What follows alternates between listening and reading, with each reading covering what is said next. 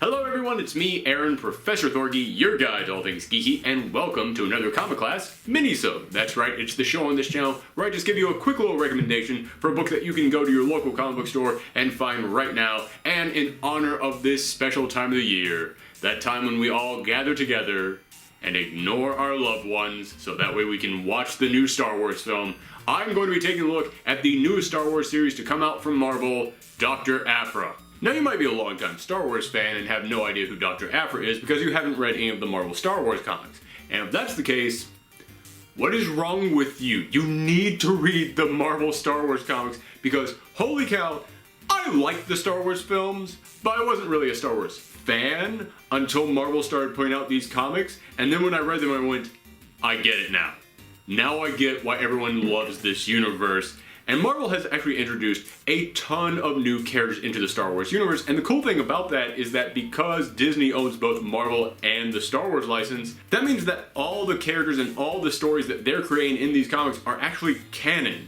They have currently been telling the story of what happened in between episodes 4 and 5, and you're actually learning some really cool stuff in there. Like, you actually do find out how Darth Vader learned that Luke was his son. So there actually is some important stuff going on in those books, and as I said, it's not just important stories, but important characters, because they've introduced many new characters in these Star Wars comics, but the one that has taken off and has been such a success that they have now decided to give her her own series is Dr. Aphra. Now, in the Darth Vader series, Darth Vader decided, you know what, I can't do all the stuff that I want to do with the Emperor watching over me.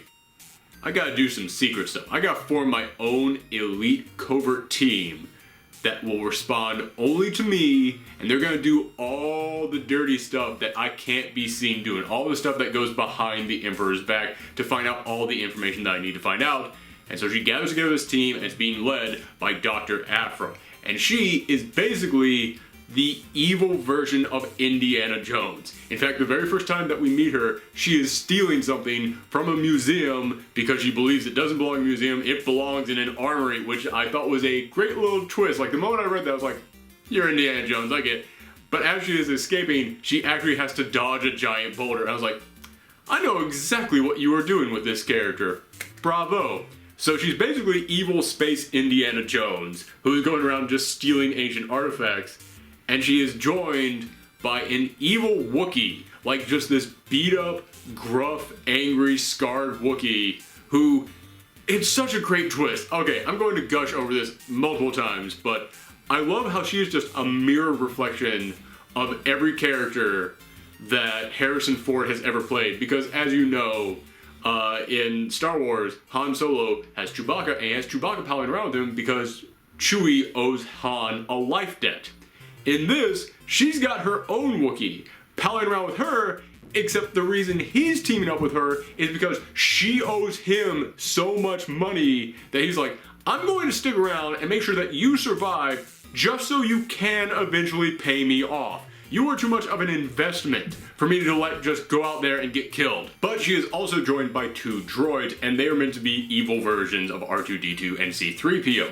The evil version of R2-D2 is this little tiny angry black box called BT-1, and he was created to just flat out be a murder machine. Like, the very first time that they ever meet him, he instantly just springs out a ton of missiles and aims it at them. It's like, okay, this is the exact opposite of R2-D2. You know that little tiny figure that's like, yeah, I'd love to pal around with him? This is just a tiny ball of hate that all it just does is just say, burp, and then aims weapons at you. And the evil version of C-3PO acts just like C-3PO, is very proper, his name is 000. However, he was created for interrogation and torture. And he talks just like C-3PO, he has that very same mannerisms of, oh my, yes, well, Master Aphra, I will make sure to attend to this right away. But then he will go and, just stab someone with poison and slowly watch them die. As I said, it is kind of a morbid sense of humor. However, it's kind of like watching a robot Hannibal Lecter butler. He's saying some really messed up stuff, but he always says it so proper and professionally. It's kind of humorous just how much what he says contrasts what he's doing. But as I said, she originally popped up in the Darth Vader series, And now that the Darth Vader series has ended, Karen Gillan, the man who was writing the Darth Vader series, has gone on to give her own ongoing series. So I'm going to talk a little bit about the first 2 issues that we've gotten so far. And just to warn everybody, this does contain spoilers for the Darth Vader series, in that it happens after the Darth Vader series and Aphra is still alive. So you know that happens now. My bad. But okay, issue 1 is kind of an introduction to Dr. Aphra, and that's the first thing that I have to say. Even though she first appeared in the Darth Vader series, if you didn't read the Darth Vader series, you're fine. You can go straight into this one, just pretend like it's a brand new character. They still give you all the information that you need to know on this character. In fact, they even give you more information than you got on her in the Darth Vader series, because the first issue has a little backup story in the end that shows you how she got her doctorate, how she actually graduated and got a doctorate in archaeology. And here's the thing that I need to make very clear, is if it wasn't clear to begin with. These are not nice people who we are going to follow. And I will admit there are moments in which I was like, oh, you know, I bet she's got some kind of a heart of gold underneath. I bet there's something nice about her. No, they're monsters. These are terrible people you're going to be following. So if you have a problem with that, not the series for you. However, if you don't care about the moral leanings of the character that you're following, you just want to see fun, quirky characters no matter what side of the spectrum they fall on, yeah, this is a great series, because this is a great crew to follow. You watch Dr. Aphra and her team land down, and she is trying to sell this artifact. However, she quickly discovers her doctorate has been removed. Someone revoked it, and unless you are an actual qualified archaeologist, no one's just gonna buy random crap off of you. People are gonna look at you and go, I don't know if that's real or not. And you might be wondering, well, why did she lose her doctorate?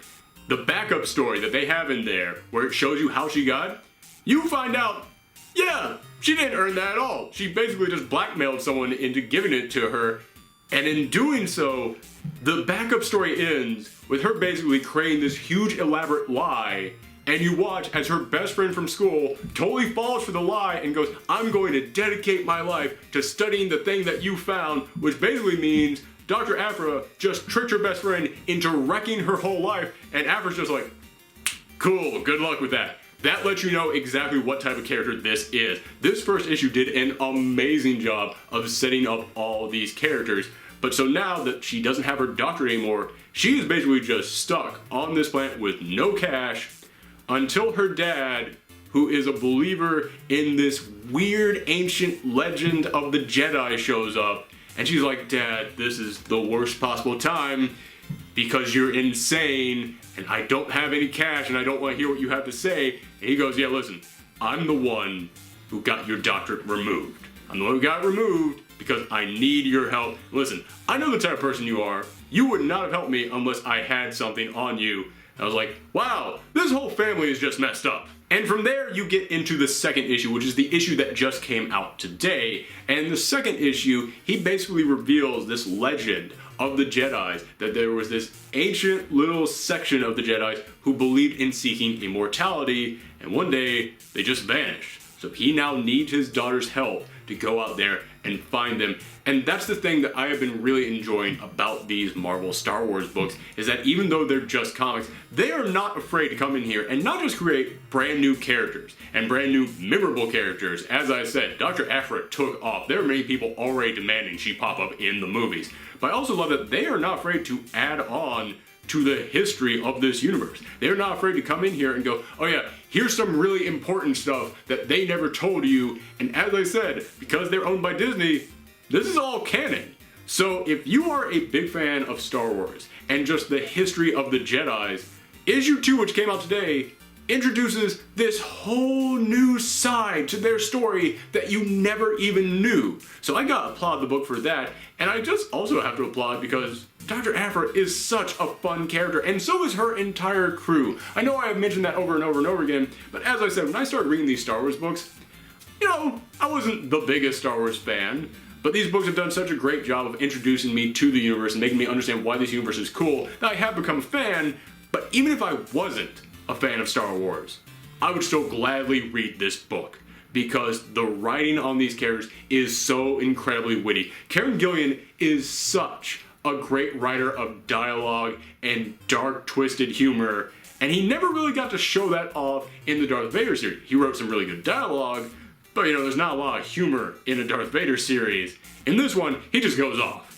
Watching BT-1 and 000 talk back and forth is better than any of the dialogue you ever got from C-3PO and R2-D2. And as I said, in issue 2, we actually got to see the relationship between Aphra and her dad. I think that's being handled wonderfully. It is not in any way a stereotypical father-daughter relationship that we have ever really seen. I think that they are capturing a brand new dynamic to this character, and I can't wait to see where it ends up going. I really want this to be a new ongoing series that just goes on and on and on for 20 plus issues, because I think that there are a lot of great stories that can be told with this character, and after just 2 issues, I'm convinced this series is going to tell those stories. So if you are a Star Wars fan, you have to pick up this series. But even if you aren't one, I still highly recommend it because it's such a witty and fun book with some really great characters. So make sure that you check that book out, and if you like it, then make sure that you let me know in the comments down below or on Twitter and Tumblr at Professor Thorgy.